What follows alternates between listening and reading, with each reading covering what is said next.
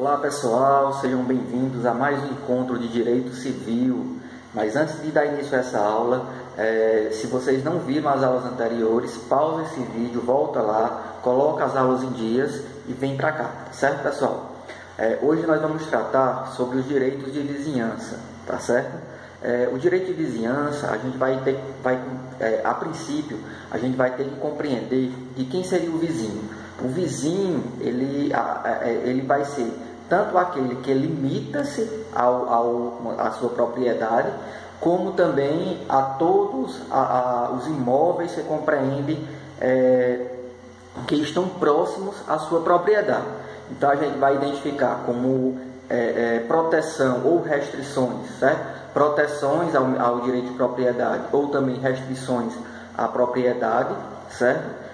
Desde das situações em que um vizinho ele decide abrir uma janela em seu imóvel e essa janela de alguma forma vai trazer prejuízo ao seu vizinho quanto à privacidade, como também situações de vizinhos que 11 horas da noite, meia-noite, decidem ligar um som e dar uma festa em sua casa, trazendo perturbação à sua vizinhança, tá certo? Então são situações rotineiras, certo?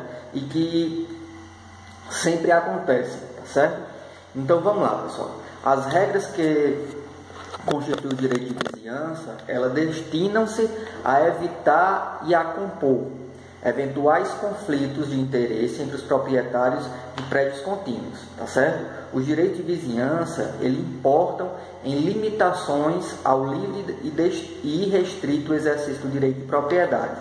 Elas são obrigações pro-terreno que compõem a coisa, certo? Ou seja, elas estão vinculadas à coisa, independentemente de quem seja o proprietário da coisa. E é claro, elas vão se transmitindo aos seus sucessores, tá certo? A título singular. Então, conforme prevê o artigo 1277, o proprietário ou possuidor de um prédio tem o direito a fazer cessar as interferências prejudiciais à segurança, ao sossego e à saúde dos que habitam, provocadas pela utilização do proprietário vizinho, de propriedade vizinha. Então, o proprietário, o vizinho, ele tem direito a fazer cessar todas as interferências prejudiciais, seja a segurança, seja a saúde, seja ao sossego, de todos os que habitam o imóvel. Então, por exemplo, eu poderia dizer que em minha casa eu poderia fazer cessar qualquer ato que atente contra a minha segurança, a minha saúde ou ao meu sossego. Então eu poderia falar a minha segurança quando o proprietário vizinho decide atear fogo em sua casa, fazer uma construção de forma irregular que possa chegar à ruína e de alguma forma prejudicar a minha segurança. Poderia falar da saúde quando o meu vizinho ele decide transformar o seu terreno em um lixão, certo? Ou então decide abrir uma fábrica de gesso que vai poluir o ar, ou então decide fazer rotineiramente festas à noite, que possa trazer prejuízos ao meu sossego. Então essas são situações protegidas pelo Código Civil, certo? No artigo 1277. Eu tenho direito, eu como proprietário ou possuidor, tenho direito a impedir, certo? Qualquer ato que possa atentar contra a minha segurança, contra o meu sossego e contra a minha saúde, tá certo? Bom, diante dessa situação, a gente vai ter que começar a identificar quais seriam os atos, as utilizações anormais da propriedade, tá certo? Ou seja, o que poderia ser lesivo ou abusivo? Como seria essa utilização? Os atos ilegais e abusivos, eles decorrem do uso anormal da propriedade, posto que ultrapassam os limites toleráveis da propriedade, tá certo? Outro ponto a ser analisado para verificar a normalidade é o uso da normalidade do uso é a zona de conflito, somado aos costumes locais, já que são diferentes de um bairro residencial para um bairro industrial. Claro, pessoal, se eu construo um imóvel na zona industrial, por exemplo, aqui em Araripina, se eu decidir construir a minha casa de moradia lá na zona industrial, que anteriormente à minha construção, claro, por ser uma zona industrial, eu já tenho conhecimento que lá vai ter indústria de gesso, vai ter bastante fumaça, resíduo referente ao gesso, então é claro, eu não vou poder fazer cessar, a atividade industrial daquela zona, diferentemente de uma zona residencial, onde alguém decide ir lá e instalar uma fábrica de gesso, certo? Então, a gente vai sempre levar em consideração essas situações, as situações pré-existentes, os costumes locais, certo? Então, tudo isso deverá ser analisado para se identificar os atos ilegais ou abusivos, certo? Ou abusivos decorrentes do uso anormal da propriedade.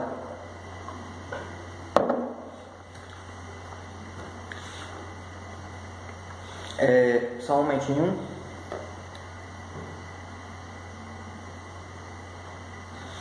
Bom, entende-se que os primeiros a se instalar em certo local determinam a sua destinação, como eu tinha falado anteriormente. No entanto, esta teoria ela não é absoluta, ou seja, os proprietários não podem se valer da anterioridade para justificar a moléstia aos seus vizinhos. Vamos identificar aqui o que seria ato, quais seriam as espécies de atos nocivos desse uso anormal da propriedade. Primeiro, é importante a gente analisar que essas espécies elas vão ser atos ilegais, atos abusivos e atos lesivos. Então, existem 3 espécies de atos nocivos ao direito de vizinhança. São atos ilegais, os atos ilícitos, que obrigam à composição do dano, como, por exemplo, eu até já tinha mencionado, atear fogo no prédio vizinho. Então, o direito de propriedade, que nós vimos que ele é exclusivo, que ele é absoluto, certo? Exclusivo, absoluto, ele existe uma limitação, a limitação da função social da propriedade e também a limitação quanto ao direito de vizinhança. O fato de eu ser proprietário ou possuidor de um imóvel não me dá o direito a atear fogo no meu imóvel de maneira que possa prejudicar o direito de vizinhança do meu vizinho, certo? Eles são considerados atos ilegais, porque existe uma vedação legal, tá certo? Outra espécie, quanto aos atos nocivos ou decorrentes do uso anormal da propriedade, são os atos abusivos, que embora o causador do incômodo se mantenha nos limites de sua propriedade, mesmo assim vem a prejudicar o vizinho, muitas vezes sob forma de barulho excessivo, como eu coloquei aquela situação do meu vizinho rotineiramente passar a fazer festas 11 horas da noite, certo? Por exemplo, esse período de quarentena, está todo mundo em casa, muitas pessoas sem trabalhar ou trabalhando em casa, então o meu vizinho decide se aproveitar dessa situação e passa a todo dia ou várias vezes durante a semana fazer festas à noite, certo? Festas à noite, ligar um som alto. Então, isso é considerado atos abusivos. Esses são atos considerados abusivos. Por fim, a terceira espécie de ato nocivo, nós teríamos os atos lesivos, certo? Esses atos lesivos, eles causam dano ao vizinho. Embora o agente não esteja fazendo uso anormal de sua propriedade e a atividade tenha sido até autorizada por alvará expedido pelo poder público, como por exemplo uma indústria, uma fábrica, aí na nossa região é bastante comum a questão das fábricas de gesso, né? As pessoas que residem nas proximidades de fábrica de gesso tendem a ter problemas de saúde por conta de problemas respiratórios e por aí sucessivamente, certo? Então, poluições decorrentes dessas fábricas, elas poderiam ser consideradas abusivas, ou melhor, poderiam ser consideradas lesivas, tá certo? Bom, existem regrinhas, ou seja, critérios para se aferir a normalidade dessas práticas.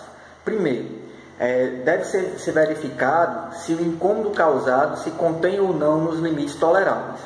O que acontece, pessoal?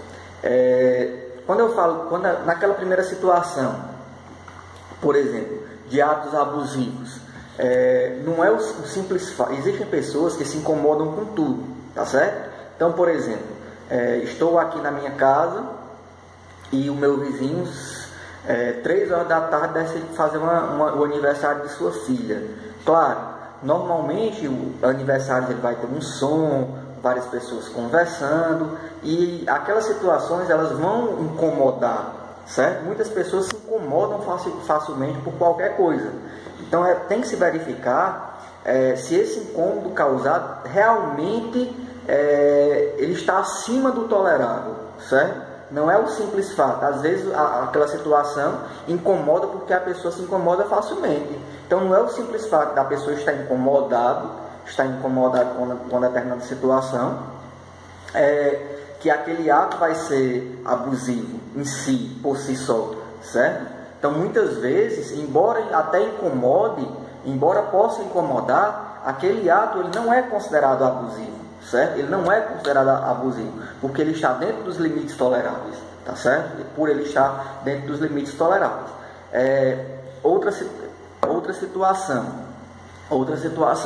não é como eu falei nesse exemplo aqui do aniversário. Um aniversário que acontece raramente, uma festa, embora possa, de uma certa forma, trazer incômodo ao vizinho, como eu disse, não pode ser considerado abusivo. Agora, diferentemente, uma pessoa vai passar a fazer festa todos os dias em sua casa, certo? Então, é diferente uma situação eventual para uma situação rotineira. Então, tudo isso é levado em consideração para se medir se aquele dano, aquele incômodo causado, ele se contém ou não no limite do tolerável, tá certo? Posteriormente, após se verificar se aquele incômodo contém ou não o limite tolerável, também passa-se a examinar a zona onde está ocorrendo o conflito, bem como os usos e os costumes legais dos locais. Como eu falei, se eu construo uma casa residencial, a minha moradia, ao lado de uma indústria que estava lá, que já pré-existia naquele local, um local que é considerado como uma zona industrial, por exemplo, aqui em Araripina nós temos a zona industrial aqui próximo ao Campus 2, ali a face Agra, certo? Então, a situação lesiva ou abusiva, ela vai ser levada em consideração. Por quê? Porque aquela zona, aquele território já era utilizado para isso, certo? Já era utilizado para isso. Então, eu, como proprietário, não poderei me utilizar da jurisdição para tentar impedir o funcionamento daquela indústria, certo? Claro, eu poderia me utilizar de meios para fazer reduzir os prejuízos das indústrias, como obrigar, até porque também é obrigação, né? Mas fazer a verificação se aquelas indústrias estão utilizando os filtros, estão adequadas às situações sanitárias, ecológicas e por aí sucessivamente. Então eu poderei fazer que se verifique que se cumpra aquelas determinações. Mas é claro, eu não poderia impedir o funcionamento daquelas fábricas, certo? Outras situações, eu compro um imóvel em uma zona comercial, certo? E lá nessa zona comercial existem vários bares, boates. Então, eu estaria diante de usos e costumes em situações daquela localidade que iria impedir que eu ingressasse ou que eu conseguisse fazer cessar aquelas atividades, certo? A gente tem aqui exemplos, por exemplo, situações tipo o antigo Portal Fest, o aconchego dos artistas, certo? Foram construções,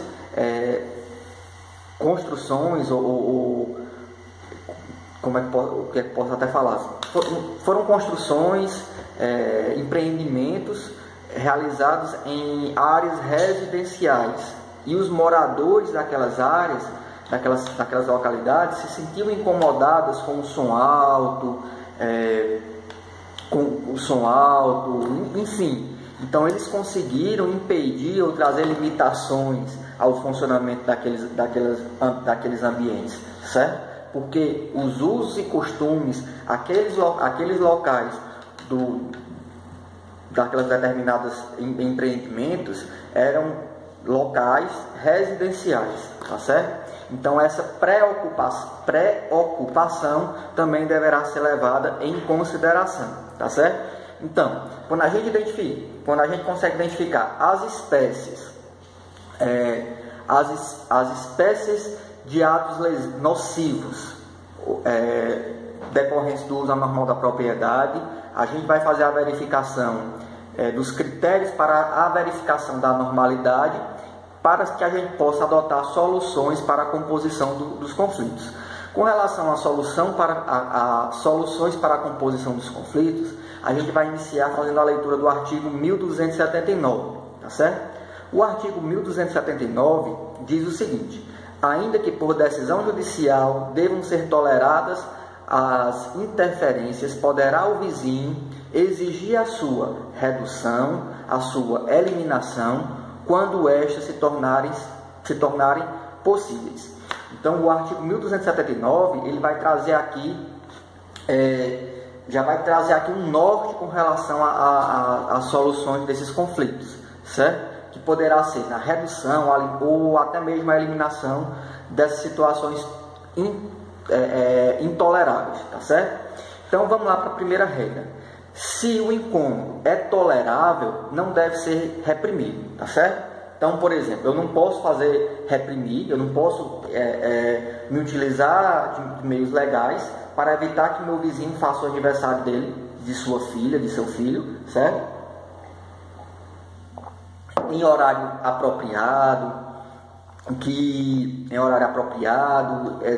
onde existe um barulho não considerado intolerável, tá certo? Então, o simples fato de eu estar incomodado, se aqueles atos são considerados,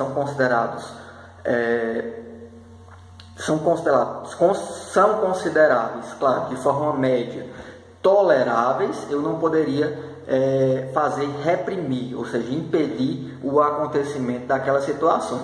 Até porque, se isso fosse acontecer, ninguém iria mais fazer aniversário ou festas em sua casa, né? Porque sempre essas situações, um vizinho ou outro vai se incomodar. Então, deve ser considerado, claro, se aquele incômodo ele é tolerável ou não. Se for tolerável, entende-se que ele não deve ser reprimido. Segundo ponto, se o dano for intolerável, o juiz ele vai primeiramente determinar que seja reduzido a proporções normais, certo? Como a fixação de horários de funcionamento. Então, somente durante o dia, por exemplo.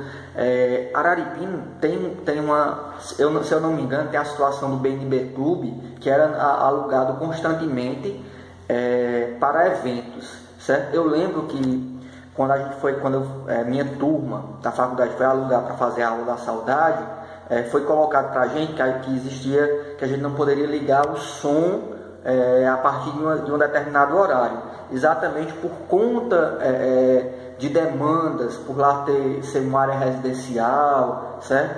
Então, não foi impedido o funcionamento do BNB Clube, nesse exemplo aqui, certo?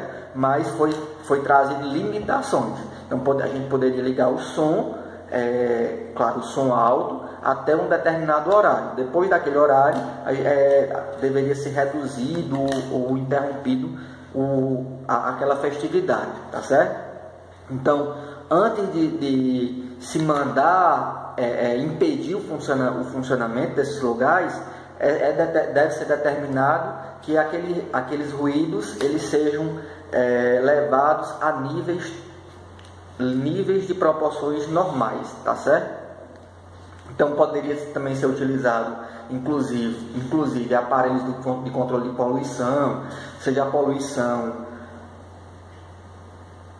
decorrente de uma chaminé de uma fábrica, ou seja uma poluição sonora, levantamento de barreiras, enfim. Por exemplo, nas grandes capitais, às vezes você vai abrir uma boate em um local que tem imóveis residenciais. Então, o simples fato de abrir uma boate não vai trazer impedimento ao funcionamento daquela boate, certo? Desde que aquela boate ela possa ser utilizada de mecanismos de vedação sonora para evitar o incômodo dos vizinhos. Seriam situações nesse sentido, tá certo? E é claro, por fim, se não for possível a redução, então sim, o juiz irá determinar a cessação da atividade, certo? E se for de interesse particular, fechando a indústria, estabelecimento, ou até mesmo demolindo uma eventual obra, tá certo? Se a atividade danosa for de interesse social, não será determinada a sua cessação, mas irá se impor ao responsável a obrigação de indenizar o vizinho. Então, se a gente vai ter duas situações. Primeiro, se não tiver como se reduzir a níveis toleráveis, o juiz vai mandar cessar aquela atividade, se ela tiver interesse meramente particular, e se for de interesse social, aí sim deverá ser indenizado os vizinhos e não a cessação da atividade. Lá na minha cidade tinha uma fábrica de cimento, certo? Tinha uma fábrica de cimento. E essa fábrica de cimento, ela traz vai trazer benefícios econômicos, para toda a comunidade, para as cidades vizinhas, mas também vai trazer prejuízo quanto à poluição, certo? Quanto à poluição. Então, o que foi que os proprietários na época daquela fábrica de cimento fizeram? Passaram a comprar todos os imóveis da vizinhança, assim ele não iria trazer prejuízo. Claro, se você for analisar os vizinhos, os moradores daquela localidade, de uma fábrica de cimento, os danos àqueles vizinhos, provavelmente, imagine só, 3 moradores ou 10 moradores ali nas proximidades, existe uma poluição, os resíduos decorrentes daquela atividade poderia trazer algum prejuízo à saúde da população, dos vizinhos. Mas em compensação, nós teríamos aqui um grande interesse social, a geração de empregos, a circulação de riquezas na economia dessas cidades. Então, seria desrazoável, por exemplo, mandar cessar essa atividade. Seria mais fácil indenizar os proprietários vizinhos do que a cessação daquela atividade, certo? Então, a gente teria aqui uma situação, um exemplo, quanto a essas situações, tá certo? A ação apropriada para a tutela dos direitos mencionados é a cominatória, tá certo? Na qual se imporá ao réu a obrigação de se abster da prática dos atos prejudiciais ao vizinho, ou ainda tomar as medidas adequadas para a redução do incômodo, sob pena de pagamento de multa diária, tá certo? O artigo 1280 do Código Civil estabelece o seguinte: o proprietário ou possuidor tem o direito de exigir do dono do prédio vizinho a demolição, a reparação deste quando ameace ruína, bem como lhe preste caução pelo dano iminente, tá certo? Outra ação seria outra ação, certo? Que é a caução de dano infecto ou ação de dano infecto, também utilizada para resguardar o direito do vizinho. A ação de dano infecto visa simplesmente forçar a reparação do prédio, por exemplo, como também a caução por um eventual dano. Então, por exemplo, o meu vizinho decide fazer uma construção e aquela construção eventualmente pode causar algum dano à minha construção, eu poderia tanto ajuizar uma ação culminatória, certo? Para fazer cessar, como também uma ação de dano infecto, que visa tanto a caução, caso aconteça algum dano, eu estaria acobertado, como também a reparação de eventuais situações que poderiam levar a esses danos, tá bom? Então, trata-se de uma ação que visa acautelar o proprietário a um dano iminente ou infecto, tá bom? Bom, então esses são situações, são direitos inerentes ao direito de propriedade, claro, dos vizinhos. Então, são limitações ao meu direito de propriedade. Então, o meu direito de propriedade, embora limitado, embora irrestrito, existe uma limitação quanto ao direito de propriedade dos meus vizinhos, tá certo? Agora nós vamos mencionar aqui situações pontuais, certo? Como, por exemplo, das árvores limítrofes, ou seja, aquelas árvores que estão entre duas propriedades, certo? Que fazem divisa entre as duas propriedades. Então, é possível que entre um imóvel e outra existam árvores, plantas, certo? Árvores que eventualmente nós vamos ter aquelas situações de aquela árvore está exatamente na divisa entre as duas propriedades. Nós vamos ter situações em que aquela árvore, embora não esteja na divisa, mas os galhos ultrapassam para a propriedade do vizinho. Por exemplo, na casa da minha mãe, o vizinho da casa da minha mãe tem um pé de limão e os galhos eles ultrapassam para o muro da casa da minha mãe. Então, minha mãe, ela tem direitos quanto àqueles galhos, ela pode tomar alguma atitude com referência àquela árvore, o pé de limão, por exemplo, que está ultrapassando o muro da sua casa? Sim, certo?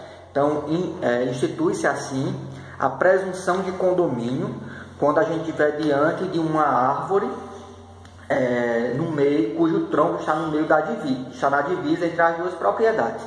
Quando a gente estiver diante da situação de uma árvore que está no meio de duas propriedades, aquela árvore ela é considerada condomínio dos dois proprietários, certo? Então, o artigo 1283 ele vai dizer que o proprietário do terreno invadido pelas raízes ou ramos de árvores que ultrapassaram a extrema do prédio poderá cortá-lo até o plano divisório. Então, olha só, se por acaso a árvore está no meio das duas propriedades, o proprietário ele é dono da metade daquela árvore, o outro proprietário é dono da metade da outra árvore. Um proprietário pode ir lá e cortar a árvore como um todo? Não pode, certo? Porque a árvore pertenceria aos dois vizinhos, às duas propriedades, certo? No entanto, um dos proprietários ele poderia cortar todos os galhos ou as raízes do lado do seu imóvel, certo? Então ele poderia cortar os galhos e as raízes que estiverem dentro da sua propriedade, sem problema nenhum. E o que ele não poderia fazer era cortar a árvore como um todo, certo? Cortar a árvore como um todo. No exemplo que eu falei da casa da minha mãe, por exemplo, apenas os galhos estão para dentro do muro da casa dela, certo? Então ela poderia cortar aqueles galhos, poderia. Já o outro imóvel, onde o tronco do pé de limão está localizado, ele é o dono da propriedade, o único proprietário daquela árvore. Então, se ele achar conveniente, ele poderia cortar tanto a árvore como os galhos, sem prejuízo nenhum para minha mãe, tá certo? Me caberia à minha mãe apenas o direito de cortar os galhos que estavam atravessando a sua propriedade. Outro ponto interessante com relação a essas árvores está com relação aos frutos, certo? Aos limões, no exemplo do pé de limão, certo? Todos os limões que caírem dentro da propriedade da minha mãe pertenceriam à minha mãe, tá certo? Pertenceria à minha mãe. Então, claro, como eu falei, os frutos que caíram de forma naturalmente, certo? Que caíram de forma naturalmente. Se por acaso os frutos caírem em via pública, aqueles frutos vão pertencer aos proprietários da árvore. No entanto, minha mãe, não caberia à minha mãe ir lá e colher aqueles frutos. Então a regrinha seria essa, tá certo? Então minha mãe não poderia ir colher os limões que estão na árvore, mas todo o limão que cair dentro da propriedade dela iria pertencer a ela, tá certo? Cabe lembrar que, sendo como uma árvore, sendo como os frutos e o tronco pertencem a ambos os proprietários, não pode um deles arrancá-lo sem consentimento do outro, tá bom? Então, se pertence aos dois, se está localizado no meio, todos os frutos pertencem aos dois. Então, em tese, um não poderia ir lá e arrancar sem o consentimento do outro, tá bom? Outra situação, pessoal, pontual quanto ao direito de vizinhança está previsto no artigo 1285, que vai fazer referência sobre a passagem forçada, tá certo? Sobre a passagem forçada. Sobre esse tema, é importante a gente fazer algumas ponderações, tá certo? Primeiro, o que seria passagem forçada? Vou fazer aqui um desenho. Para a gente poder compreender. Olha só, imagine só, aqui nós temos uma BR, certo? Uma BR, e nós vamos ter aqui duas propriedades, a propriedade A e a propriedade B, para a gente poder facilitar a compreensão.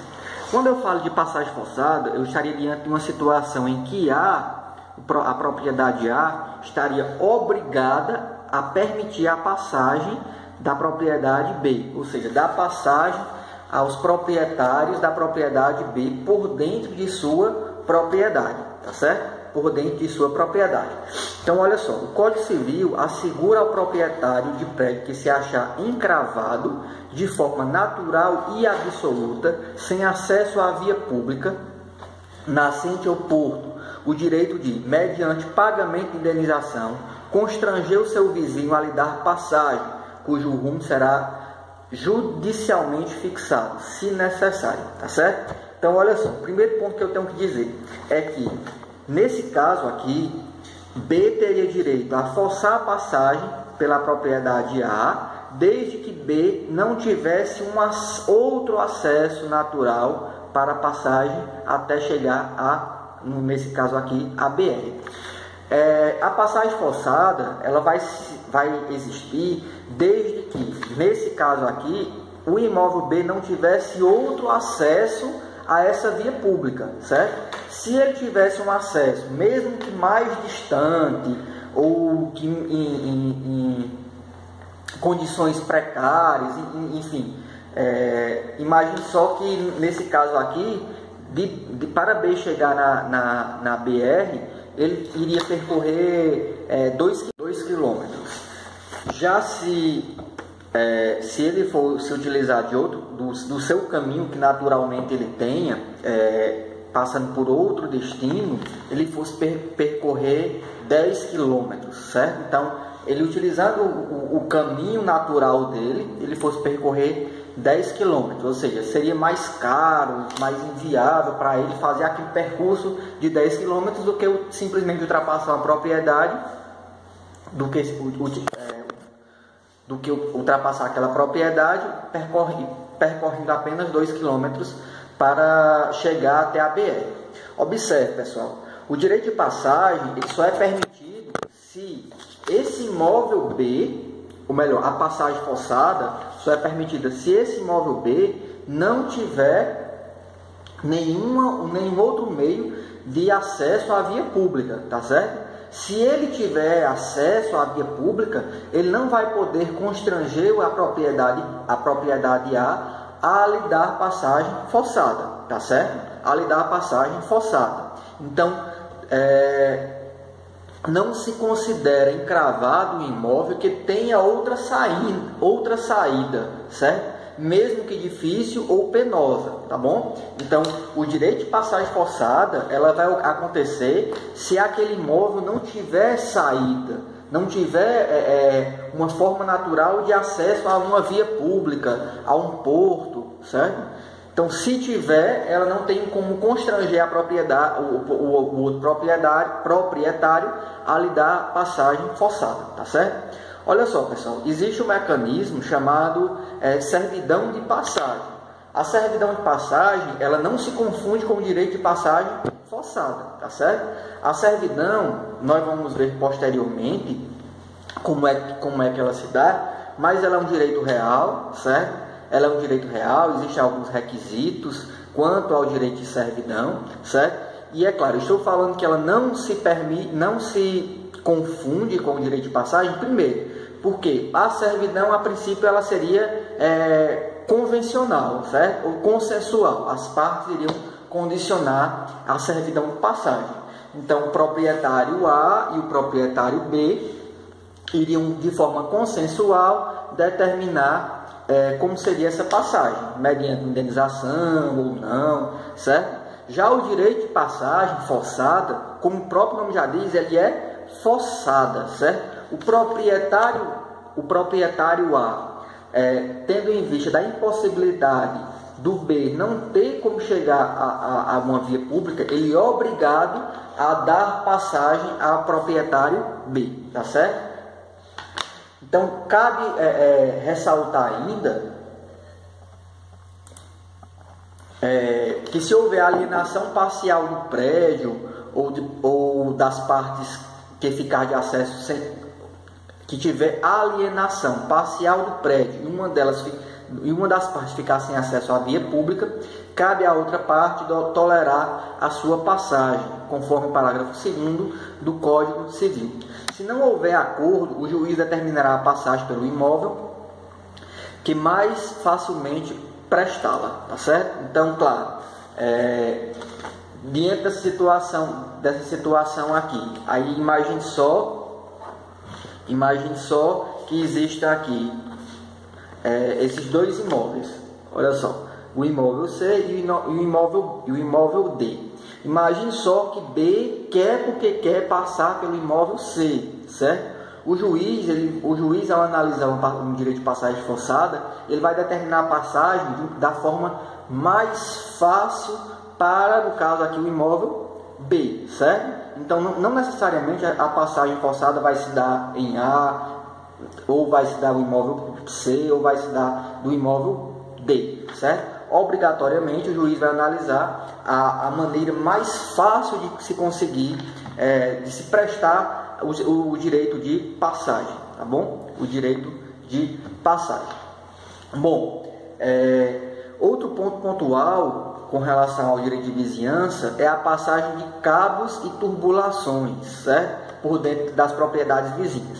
O proprietário, ele é obrigado a tolerar, mediante indenização, a passagem pelo seu imóvel de cabos, tubulação e outros condutos subterrâneos de serviço de utilidade pública, como, por exemplo, luz, água, esgoto, certo?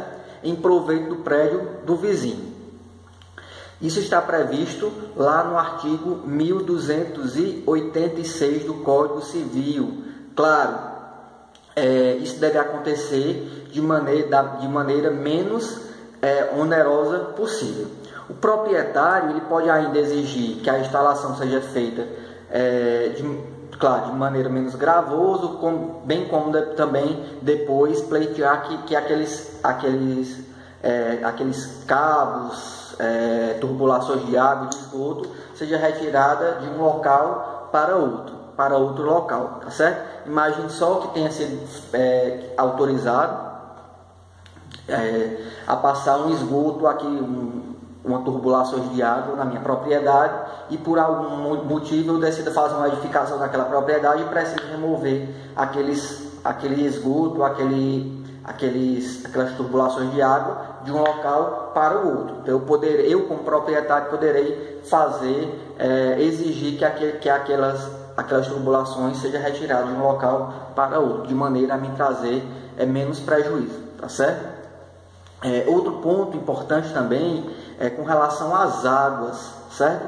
Como está previsto lá no artigo 1288. Olha só o que diz o artigo 1288. O dono ou possuidor do prédio inferior é obrigado a receber as águas que correrem naturalmente do imóvel superior, não podendo realizar obras que embaraçem o seu fluxo. Porém, a condição natural e a anterioridade do prédio inferior não podem ser agravadas por obras feitas pelo dono ou possuidor do prédio superior. Então, olha só, imagine só aquela situação de um prédio mais alto, um prédio mais baixo, certo? Então, naturalmente, as águas das chuvas vão sair de um prédio para o outro, vão escorrer de cima para baixo. Isso é o natural. Então, eu, proprietário do prédio inferior, eu não posso impedir, nem fazer com que o prédio superior procure meios de fazer com que aquela água escoe por dentro do meu imóvel, aquela água que desça de forma natural, tá certo? Então, eu nem poderei impedir, ou seja, trazer edificações que faça com que represe aquela água, que impeça aquela água que de forma natural desça do prédio superior para o prédio inferior, como também não poderei fazer com que o prédio superior faça nenhuma construção ou edificação a fim de impedir que aquela água passe por dentro do meu imóvel. O que é que não pode acontecer? O prédio superior também não vai poder fazer nenhuma obra que vá aumentar o fluxo de água por dentro do meu imóvel, tá certo? Por dentro do meu imóvel. Então, o artigo 1290 ele vai dizer o seguinte: o direito às obras das águas nascentes pluviais dos prédios inferiores poderão ser utilizados através da servidão. Não pode o proprietário de prédio superior poluir as águas e dispensar as necessidades primordiais dos possuidores dos imóveis inferiores e deverá recuperar ou ressarcir os danos pelas demais que poluírem, conforme dispõe o artigo 1291. Ainda o artigo 1292 diz o seguinte: o proprietário tem direito de construir barragens, açudes e outras obras para represarem as águas em seu prédio. Se as águas represadas invadirem o prédio alheio, será o proprietário indenizado pelo dano sofrido, reduzindo o valor do benefício obtido, tá certo? Então, o proprietário do prédio superior, ele deverá deverá evitar a poluição das águas, das nascentes, das águas que vão correr por vários imóveis, certo? Ele tem que ter esse cuidado. Se ele poderá construir barragens, represas, e se dentro da sua propriedade, não podendo impedir a passagem daquela água, se aquela água for primordial à subsistência do imóvel, à subsistência da propriedade inferior. Caso ele faça barragens e aquelas águas represadas invadirem a propriedade alheia, a outra propriedade, o outro proprietário poderá pleitear a indenização. Claro, a indenização será reduzida se aquelas águas trouxerem benefícios ao imóvel inferior, tá certo? São regrinhas que a gente tem que observar. Outra situação pontual são os limites entre os prédios, tá certo? O Código Civil ele estabelece regras de demarcação dos limites entre os prédios, dispondo que os proprietários podem constranger o confinante a proceder com ele a demarcação entre os dois prédios, a aviventar rumos apagados e renovar marcações destruídos ou arruinados. Então, poderá um proprietário, pessoal, ele obrigar o seu vizinho, certo, a reacender as demarcações de um imóvel a outro, certo, de um imóvel para outro, trazer através de uma ação conhecida como ação demarcatória, tá certo? Tem a finalidade de demarcar onde é que inicia, onde é que finaliza a propriedade de um para o outro, certo? De um imóvel para o outro. Então é possível a utilização dos meios judiciais para se obrigar o proprietário do imóvel vizinho a reacender, certo? Ou a trazer a demarcação de um imóvel para outro, tá certo? A lei também, ela traz o chamado direito de tapagem, certo? Ela concede o direito concede ao proprietário o direito de cercar, murar ou tapar de qualquer modo o seu prédio, seja ele urbano ou seja ele rural. Então, olha só, o Código Civil, ele diz que, por exemplo, esse imóvel B e esse imóvel A, a lei resguarda o direito do imóvel A cercar a sua propriedade, certo? Até aqui, beleza, é um direito que ele tem de cercar a sua propriedade. Entende-se que os tapumes especiais,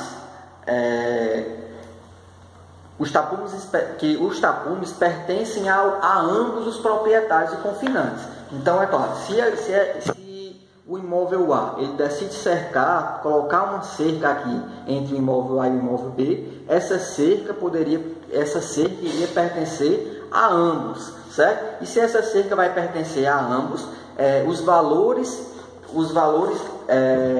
para a realização dessa cerca deverá ser arcado por ambos os proprietários, tá certo? Essas despesas deverão ser arcadas por ambos os proprietários.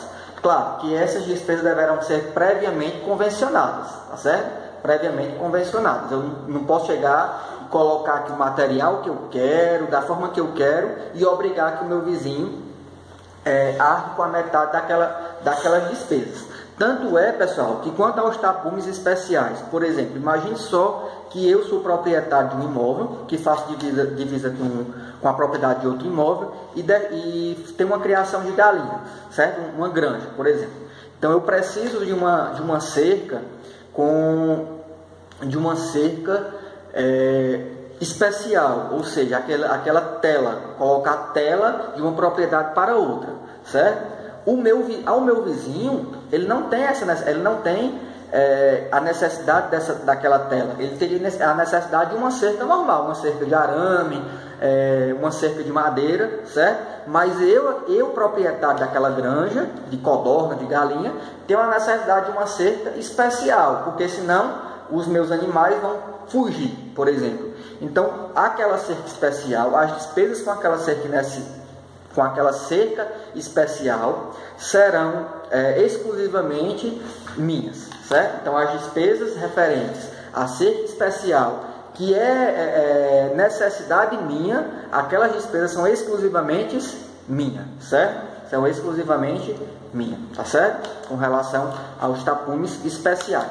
É comum também, pessoal, por exemplo, na prática, o que é que acontece? Imagine só que C, ele pretende fazer aqui uma cerca divisória entre o imóvel B e o imóvel A. Ou então a cerca que está entre o imóvel B e o imóvel A está prestes a cair, certo? Ou cair. Então ele quer construir essa cerca e B e A ele se recusa a arcar com aquelas despesas. Imagine só que B, na prática, o que acontece? Como B e C eles não querem arcar, disseram que não querem arcar, e C não quer ajuizar uma ação, não quer ajuizar uma ação para coibir B e C arcar com aquelas despesas, na prática C ele pode simplesmente fazer aqui o chamado corredorzinho, fez aqui uma cerca em sua propriedade, é uma cerca, ou seja, uma cerca exclusivamente dele, certo? Exclusivamente dele na sua propriedade, vai fazer aqui um corredor, os animais aqui de B e de A poderiam sair aqui por esse corredor, por exemplo, está dentro da sua propriedade, está dentro da propriedade de C, então a cerca é de C, sem problema nenhum. E se B e A tiver prejuízo, que faça aqui a sua cerca. Então, na prática, isso acontece demais, tá certo? C simplesmente não quer evitar conflito, não vai ajuizar a ação, também não vai fazer cerca para seu ninguém, faz aqui uma cerca dentro do seu território, uma cerca exclusivamente dele, certo? Deixou aqui um corredor e os animais aqui de B e de A poderiam sair por esse corredor e ter um prejuízo maior. Então, caberia a fazer agora a cerca em seu lado. Isso é na prática o que é que acontece, certo? Na prática é o que acontece, tá bom? Bom, do direito de construir, limitações e responsabilidades. Pode o proprietário levantar em seu terreno as construções que lhe for conveniente, salvo o direito dos vizinhos e os regulamentos administrativos. As ações mais comuns entre os vizinhos é a de indenização. A responsabilidade pelos danos causados pelo vizinho em virtude da construção é objetiva, tá bom? A responsabilidade pelos danos causados a vizinhos em virtude de construção é objetiva. Pode ainda ser utilizado as ações demarcatórias que nós vimos, a cominatória, a anunciação de obra nova, a caução de dano infecto e também a ação possessória. São as ações mais utilizadas entre os vizinhos. Bom, a ação demolitória visa a demolição do prédio, da construção, certo? Que está ocorrendo. Nós temos a cominatória, que visaria embargar, por exemplo, aquela eventual obra, certo? Nós temos ainda a caução dano infecto, que visa uma caução para eventual prejuízo que aquela obra poderia causar. Também nós teríamos aí uma ação possessória, como por exemplo aquela situação de turbação, o imóvel não sabe onde é, um proprietário quer invadir a propriedade do outro, quer estar turbando a sua propriedade, então poderia também ser feita uma ação as ações possessórias, tá bom? É importante a gente observar, ter cuidado com relação também ao devassamento da propriedade vizinha. Por exemplo, imagine só que eu decida abrir uma janela na minha propriedade e aquela janela, ou construir um terraço, um espaço coberto, certo? Uma varanda, e aquela minha janela, ou aquela minha varanda, de alguma forma, vai tirar a privacidade do meu vizinho, certo? Então, eu não poderia fazer isso, certo? Conforme o artigo 1301 do Código Civil. É defeso, é proibido abrir janelas ou fazer eirado, que seria terraço ou varandas, a menos de 1,5 metros do terreno vizinho, tá bom? Então eu não posso abrir construir aqui um terraço de primeiro andar,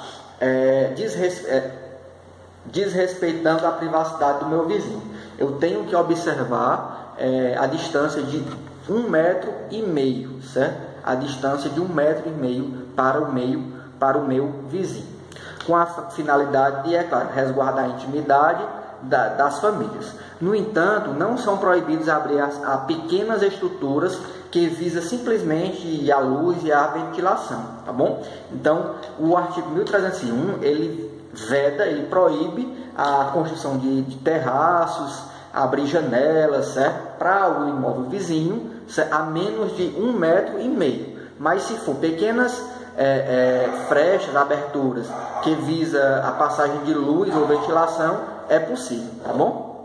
No caso de desrespeito a essas situações aqui previstas no artigo 1301, o lesado poderá embargar a construção mediante o embargo de obra nova, a chamada anunciação de obra nova, certo? Pode ainda o proprietário, no lapso temporal de 1 ano e dia após a conclusão da obra, exigir que se desfaça a janela, a sacada, o terraço, a goteira do seu prédio, que está sendo escoado de um imóvel para outro, certo? Claro, o prazo ele é decadencial, tá certo? de 1 ano e dia. Se por acaso o lesado ele não pleitear uma ação que vise que se desfaça aquela determinada edificação, nós vamos ter a constituição aqui do direito de servidão, tá certo? Então, se eu construir uma janela que tem acesso, ou seja, diz respeito àquele 1,5 metro para o meu vizinho, e o meu vizinho nada faz, ultrapassado 1 ano e dia, eu adquiro o meu direito. Seria um chamado direito, uma servidão quanto àquela janela. O meu vizinho vai ter a obrigação de suportar aquela janela. Claro, não existiria impedimento do meu vizinho construir um muro bem alto, certo? Uma edificação que cobrisse tirasse a minha visão, a visão da minha propriedade para dentro da propriedade dele. Então não existiria esse impedimento, mas ele perderia o direito de pleitear a obrigação que eu tapasse a minha janela, tá certo? Na zona rural, a distância é de 3 metros de um terreno do vizinho para o outro, conforme o artigo 1301, tá bom? Outro ponto importante com relação às águas e beirais. Não pode o proprietário construir de modo que o beirão do seu telhado despeje para o imóvel vizinho, certo? As águas pluviais devem ser despejadas dentro da propriedade do dono do prédio e não do vizinho. Se por acaso o proprietário colocar calhas que recolham as goteiras e que impeçam as águas da minha propriedade para a casa do meu vizinho, ele poderá até encostar o telhado ao imóvel do outro. O que acontece? Eu não posso jogar a água do meu telhado na casa do meu vizinho. Posso até colocar o beiral do meu telhado no limite do muro, desde que eu coloque uma calha para que a água da chuva, nesse caso, ao invés de escorrer para dentro da casa do meu vizinho, caia dentro da minha propriedade, certo? Se, porém, o proprietário colocar, aqui já falei, conforme o artigo 1300 do Código Civil.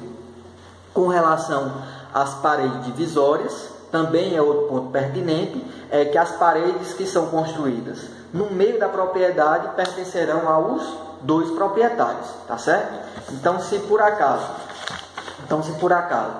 está aqui a propriedade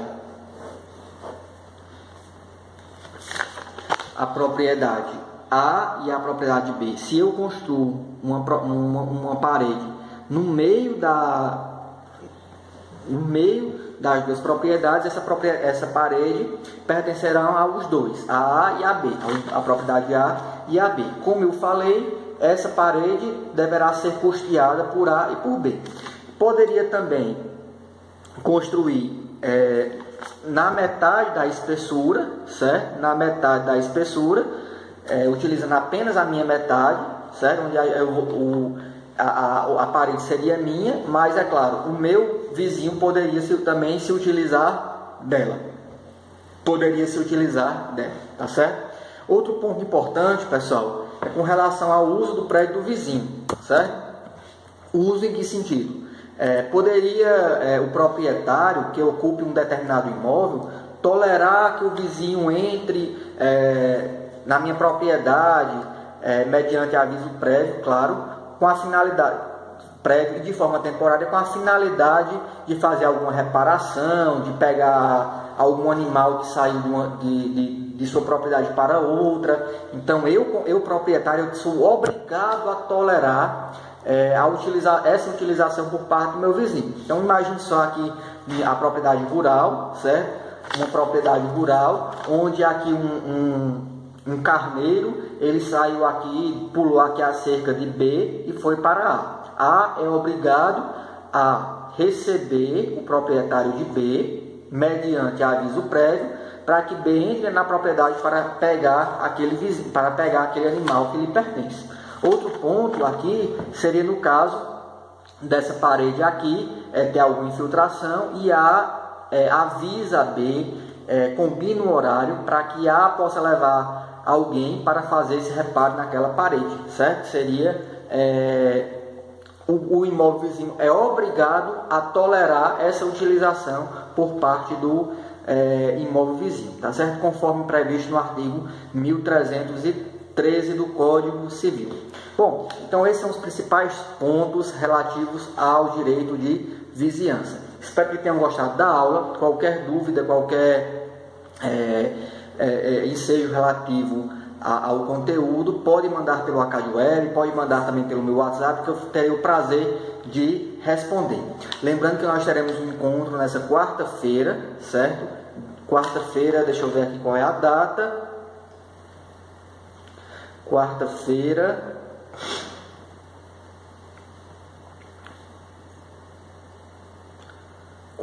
dia 27, nós teremos aqui um encontro ao vivo às 7 horas, às 19 horas, certo? A gente pode retirar eventuais dúvidas relativas ao conteúdo, tá bom? Então anotem aí, se quiserem tirar as dúvidas ao vivo, terei o prazer de ajudá-los, tá certo?